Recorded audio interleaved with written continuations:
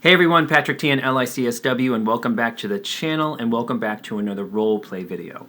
In this video, I'll be doing a role play about a codependent mother, with the focus being on her codependency with a toxic husband.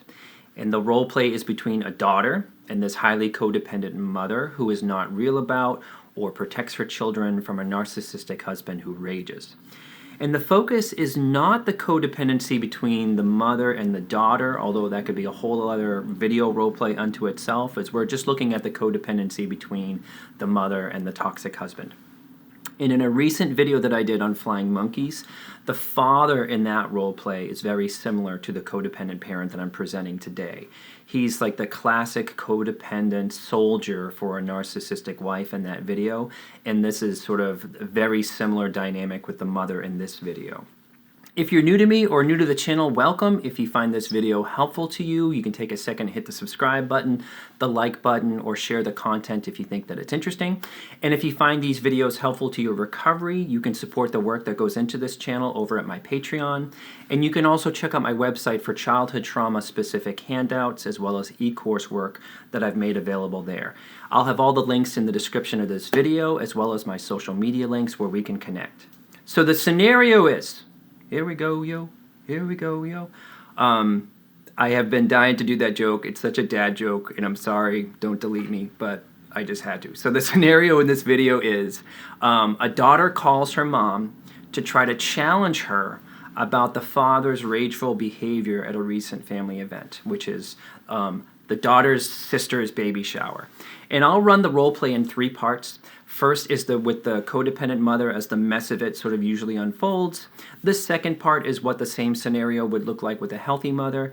And the third part is with the daughter, who would be more sort of boundary setting and empowered in this discussion. And as always, guys, comments that point out that we shouldn't be making these calls to begin with a mother like this are really judgy and not necessary. Everybody has to start somewhere, and the point of these videos is to highlight how toxic these family dynamics are so that people can look at it as a first step to the beginning to disengage. So just wanted to put that out there. So here we go, and at the end of the video we'll do a recap about a little bit more of psychoeducation about what's going on for a mother like this. Hey honey, I'm calling to get your friend Kate's address. I'm helping your sister put together the thank you notes from all the generous gifts from the baby shower yesterday. Hi Mom, yeah. I think she's moved, but I can text her later.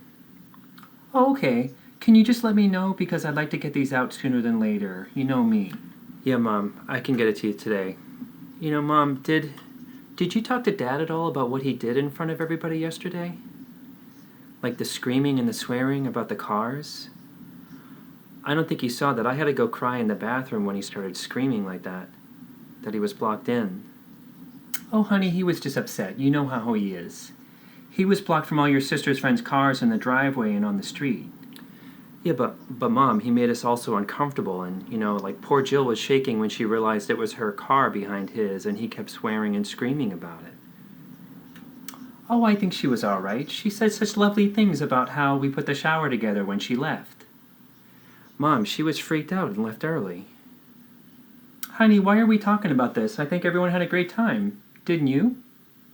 No, Mom, I don't think you're hearing me. Dad threw a rage tantrum because he hates having any guests in the house, or God forbid her schedule gets interrupted. That's why I was offering to have the shower at my place, Mom. Oh, you know how your father is. He just gets upset. And so what? I spent years trying to get out of his way, and he just forgets about it. But Mom, that's not normal. He gets abusive. Geez, I think you have a lot to learn about marriage, honey. I just understand your father better. I think I understand him more than anyone else does. He gets a little bit cranky, and it's just best to not fight with him, and you just kind of get out of his way. So you see nothing wrong with that? You saw nothing wrong with what happened yesterday, or what he did at my graduation? Or how inappropriate he gets when I had to introduce Michael to you guys? And Mom, the Smiths next door moved because they were done with Dad going into rages about the property line and the mowing, remember? I don't know why we're talking about this. I just asked you nicely to get Kate's address, to get the thank you cards out. Honey, the Smiths couldn't work with your father about the grass. Listen, you need to understand that he's a complicated person, but he's got a really good heart, and I don't know why people just don't see that. He's provided for us all throughout these years, and where would any of us be without him? Watch what I do with him. You know, he gets cranky, but he usually has a good point, and he just likes it when you agree with him. It helps him not get so upset, and you just make the situation better. Jill immediately apologized. She quickly moved her car, and she was fine and easy peasy. I don't understand what's so hard for you about that. Mom, that's not the point. Honey, the point is you have a lot to learn about your father. Why do you always have to push the issue with him? You always made it so much worse for yourself growing up. I never understood why you upset the apple cart so much. I think that that's just your personality, and it just doesn't jive with his. I always watched you lose when it came to him. Well, Mom, if you knew I kept losing, why didn't you ever say anything or talk to me about it or help? I thought I was helping. I didn't want to get in the way between the two of you. I'd be making waves when the two of you can figure it out. I was just hoping that you'd eventually learn that, no one's perfect. And it's helpful to everyone to just work with what you got and see the good in people. Honey, he loves you. Deep down, he loves us all. Honestly, I think it's cute when he gets cranky like that. It's like a little boy needing a nap. Okay, Mom. Maybe it's me. There was a lot of people in the house yesterday, and it was stressful. Oh, see? Easy peasy. I'll talk to you later about Kate's address, okay? All right. Hey, honey, I'm calling to check in with you about yesterday. That was awful, and I'm so embarrassed. I'm so sorry about the scene he made, and I'm totally disgusted with him. Hi, Mom. I knew having the shower with him there was a mistake. I'm sorry. I should have listened to you and listened to my gut. He can't be trusted to not ruin things, and especially these important moments. I couldn't sleep last night. I kept thinking about poor Jill shaking about the car in the driveway. You must be livid, sweetie. Your sister and I broke down after we left, and all of her friends were so freaked out. I am livid, Mom. And, Mom, I love you, but I'm sorry, but I can't be involved with Dad anymore. It breaks my heart to see what he does to you and what he does to all of us. It's just too toxic. Oh, honey, I get it. Of course. It's taken me years, but I'm finally seeing it now, and I'm sorry for not seeing it sooner. Ever since you were little, I think you were trying to tell me that, but I couldn't handle you telling me. I'm so sorry. I needed things to stay afloat, and that was selfish of me. Mom, I really, really appreciate you saying that. What are you going to do? Well, I didn't tell you yet, but I've started to see a therapist, and I'm reading this book called Codependent No More. It's like this woman knows my life, and I'm also talking to my sister about maybe moving in with her for a little while before I move forward with a divorce. Mom, that's incredible. I'm so proud of you. Does Dad know you're doing that? Not yet, but I'm only learning to get real and speak my truth from the therapist, but I'm also learning that you've tried harder than I have to get me to this point. I think I know what you mean, Mom, but, you can just leave now if you wanted to. You're welcome to stay with us tonight. You're sweet, honey, but that's what I mean. I don't think it's good for you to take care of me or be such a big part of helping me or trying to get me out of this. You've been so much more aware of this when I should have been. This is my responsibility now. I need to do this on my own and take action. How about I tell you what my next steps are when it's done? I don't want you to have to take care of me. That's my job. Your father will react like he reacts to everything else, so I'm learning that it doesn't really matter if I go versus I stay. He's miserable either way, which is kind of the good news, I guess. Mom, that's so true. Go, Mom. You sound amazing. I'm not out of the woods yet, but I've been codependent for so long that I'm learning that I'm just building up to leaving, which is a process, and it's progress. Are you sure you don't need anything, though? I think I just need you to sit tight and think if there's more stuff you need to tell me about, like not how I've made you feel, about how I've had my head in the sand for so long. I need to hear that. I didn't protect you at all. Mom, it might be hard to say that stuff, but you've already given me everything that I need right now. Well, good. How about I call you in a few days about how it's going? I love you. I love you, too. Hey, honey, I'm calling to get your friend Kate's address. I'm helping your sister put together the thank you notes from all the generous gifts from the baby shower yesterday. Hi, Mom. We need to talk about yesterday. Oh, honey, what do we need to talk about? Don't do that, Mom. Dad made a scene and freaked everyone out because he can't manage his own rage. And he thinks family life should be done without him. That's what about yesterday. He was just upset. You know how he is. And he likes to have the house to ourselves, and we blocked him in from all the guest parking. He had a point, honey. He made everyone uncomfortable, Mom. Jill was shaking when she realized it was her car behind his. And he just kept swearing and screaming. At a baby shower for his first grandchild. Oh, come on. She was all right. And you know, she said such lovely things about how we put the shower together when she left. Mom, she was freaked out and left early. That was her trying to take care of you. Why are we talking about this? I think everyone had a great time, didn't you? No, Mom. I didn't. I had to cry in the bathroom. In fact, it's gotten so bad, I'm not going to be involved with Dad anymore. He's volatile, and you aren't real about Honey, it. you can't just not be involved with your own father. That's preposterous, and it'll only complicate things for everyone else. You know how your father is. He was just upset. So what? I spent years trying to get out of his way, and he forgets about it. I don't get what's so hard about that. He's abusive, Mom. You know, I think you have a lot to learn about marriage. I just understand your father better. I think I understand him more than anyone else does. He gets a little cranky, and it's best to just not fight with him or get in his way. Mom, it makes me sad that you don't see your part in this.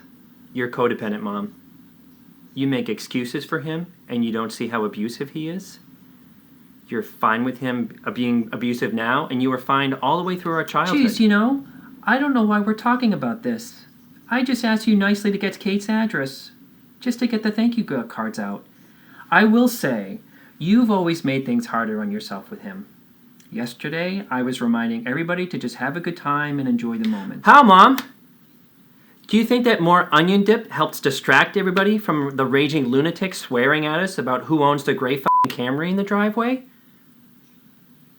Look, Jill immediately apologized and quickly moved her car, and we were all fine. What's the problem? Mom, you're not real about him because you'd have to feel embarrassment and shame about it. You'd also have to feel how responsible you are for what he does in this family. I think I'm quite real and responsible. You have a lot to learn about your father. You always tried to push your issues with him. You always made it so much worse for yourself. I've never understood why you upset the apple cart so much. I think that's just your personality, and it just doesn't drive with his. Look, Mom, we're going in circles. You're trying to get me to feel like what happened yesterday was no big deal, and that I'm causing the problem, and it's not happening. I'm not involving myself with Dad anymore, and you're committed to put your head in the sand about it, the abuse. And I'm done trying to convince you. Also, I'm setting a boundary with you. You no longer get to preach to me about how I don't handle my abusive father like you do. You don't handle him. You enable him and you placate him, and then you act superior to people who are genuinely scared of him. That is so gross. Listen, honey, you're upset, and I think it's best if we talk later this week. You know, why don't I get Kate's address from you? I gotta go, Mom. We're done. Bye. So there you have it, and I just want to talk a little bit about, some of you may be wondering, when you see that role play out in this codependent mother, some of you may be wondering, is that covert narcissism? Is that something else? Like, what is going on there? And this is what makes the codependent parent like this, who is morally superior and super polite, very tricky to sort of understand, but there is a lot of mental health issues going on underneath. But I don't see somebody like this as sort of falling into the realm of cluster B symptoms. What I do see, or what is usually how my brain works about a mother like this, is that somewhere down the line in this woman's history, she became extremely compartmentalized and driven by repressed, exiled shame. And that, for me, would fall into sort of complex post-traumatic stress disorder. Something, I think, happened to this woman, or she learned how to be like this. And what's hard about it is they're so compartmentalized, which I'll explain in a second, that they really come across as like really well put together. They come across as really like having it together, and they, as you could see in that video, like she's sort of instructing, like, why can't you be like me? Everything works for me. So that's what I mean about it. I see this mother as being highly compartmentalized. And if you're familiar with a Japanese bento box, it's like a lunch box. It's sort of like or a cafeteria tray where there's walls around the compartments where everything kind of goes into. I know that's a weird analogy, but that's how I would see a mother's sort of emotional experience like this, where the party and the father's behavior are totally separate. They are totally walled off. And she has her head so far in the sand or so removed from the situation that they do not add up. She is not able to sort of really be real about everyone being freaked out at the party about what the father was doing. And that actually keeps her emotionally sort of stable, and she doesn't have to feel anything bad if the two things are separated. When someone is compartmentalized, like they may have an extreme sort of religious experience, but they may a moral religious experience, but they may also be a sex addict, and those two things don't overlap. I'm not trying to be funny about it. I just mean that the person they kind of know what's going on, but they live like a double life. They live a very sort of separated experience. So complex c-ptsd, complex post-traumatic stress disorder, and cluster B symptoms, if coming back to the confusion about watching this, there's a lot of overlap to those two things. And I could do a whole video series on that, and that is on my list of things to do. So it's not really accurate, I think, to look at sort of someone like this as having sort of cluster B symptoms. I would be looking at their childhood trauma history to figure out where did they learn to be so compartmentalized and so removed from their shame. And what I mean by exiled shame or being removed from their shame is a mother like this will never let up on that she had any involvement in it or needs to be doing anything sort of different about it. And where this does kind of align with cluster B symptoms is being exiled from shame is shame still runs the person. For example, a narcissist needs to tell you up front how great they are, because way underneath all that stuff, they are not connected with this issue at all. Is there's some shame in there or vulnerability in there that they have to tell you.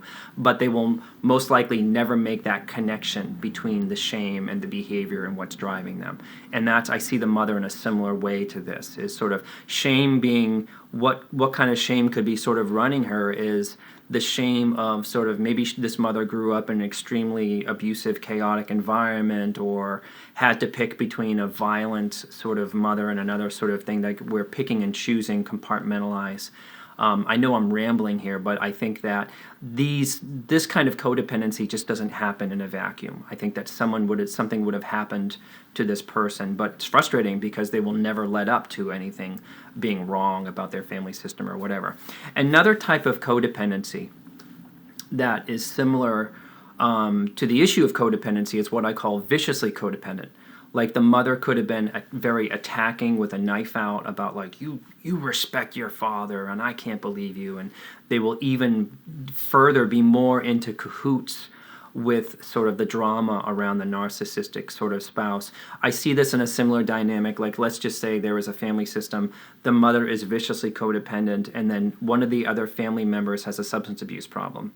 And the viciously codependent person will take over the recovery of the substance abuse person and sort of say in a similar way, I'm the only person that understands, this family member, they're mine, everyone else is a jerk, everyone else has got it wrong, even the clinicians. That's what I mean about viciously codependent, which is sort of in the realm of this sort of stuff. And again, it's confusing about whether that's cluster B or trauma, but that's another similar presentation to this. Well, I hope that this video was enlightening to you guys or helpful. This is a very tricky presentation to make sense around, because usually when you're on the receiving end of it, like in that first role play, you just feel like you're a jerk. You just feel like you've got it wrong and they've got it right. You just feel like you've done, you just feel like what you see and what your emotions are don't line up.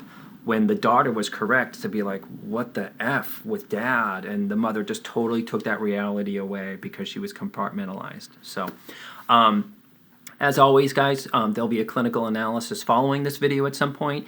And as always, may you be filled with loving kindness. May you be well. May you be peaceful and at ease. and may you be joyous.